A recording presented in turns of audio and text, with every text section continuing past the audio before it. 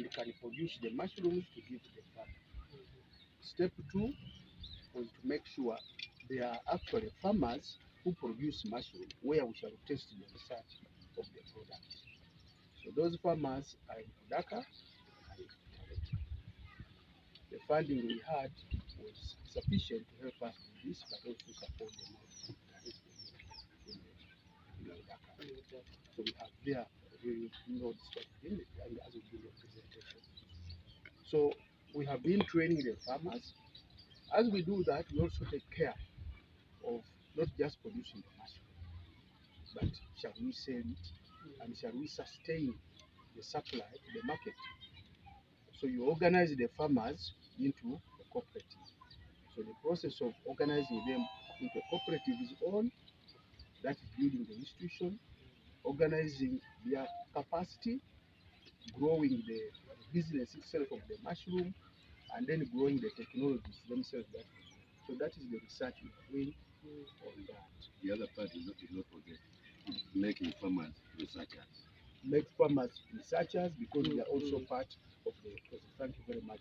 The garden is prepared. There are several steps, but now they have reached that step of harvesting.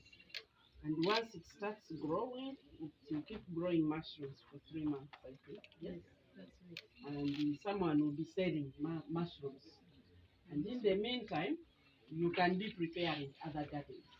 So a farmer can have mushrooms throughout the year continuously. And the reason why I thought this was a good project, especially in Bukedi, because we have a lot of people with very small pieces of land.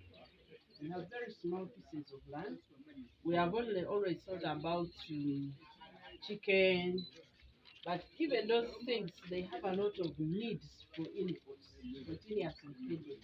So I thought innovating some new things which have market locally, because I'm sure mushrooms have this market. Yes. What do we call the mushrooms? Oba. We love them. I love mushrooms. So we can begin by selling even as it's our identity. It's an identity. But you don't have mushrooms anymore. Okay, now we have brought them back. But we have late. You are late. We're late to bring them. Well, they have come. They have come. So this is very, very good. Why do you have charcoal on the ground? We have this charcoal dust. It has about 2 or 3 uses. First of all, it holds moisture without causing that. Because when you step on it, the mushrooms need the air, water in the air. They need some kind of humidity. Yes, they need humidity. And also we need to maintain hygiene in the environment. So when you use this charcoal dust, the moisture is there, but when you step, you will not cause like mudding in case you have even brown. So it keeps the place hygienic. Yes, and it's also somehow, but it's like a barrier to the microorganisms that will be in the open soil. Because down you have soil, then it is on top. They cannot penetrate through. Okay.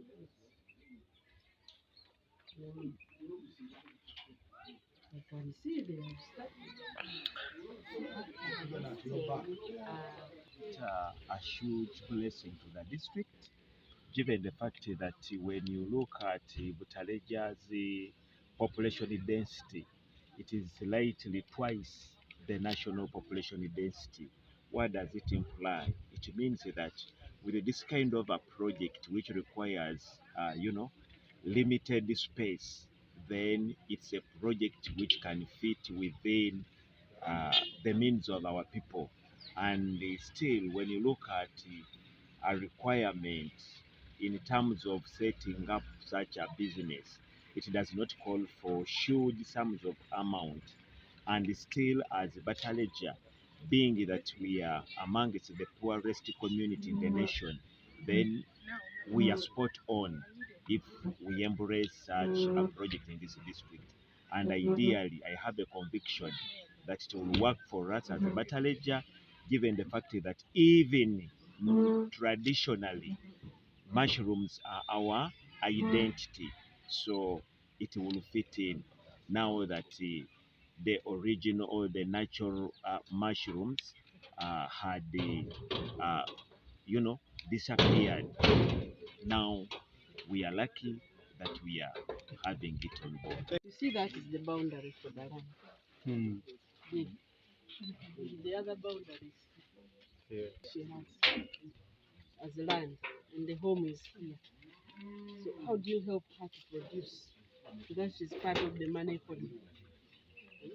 Now, if she can use this space and keep up to those 200 gardens, she'll be able to make about 4 million.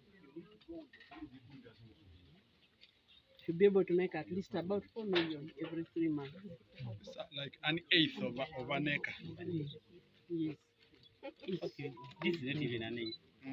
So this is a very small, and as she goes, she'll improve on her structure.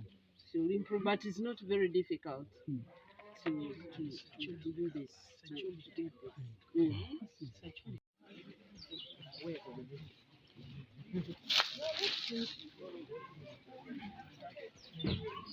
So impressed with this development here. This is the great yield. Yeah, this is big.